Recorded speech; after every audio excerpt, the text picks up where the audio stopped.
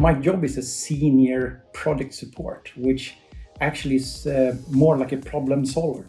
So I am involved in different projects. My job is to make sure that everything works from machinery to equipment and also people, making sure that different levels of people can talk to each other without being misunderstood.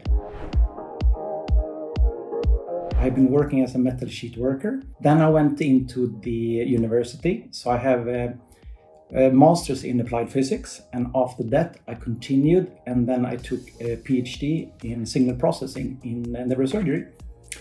And after that I went out back to the industry again, and then started working with designing measurement systems and equipment.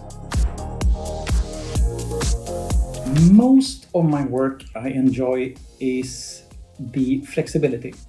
I have a really high level of trust from my manager, so I can do what I feel is the most important task. I enjoy mechanical things. I like cars, motorcycles. I like to build houses. I like to be in the forest.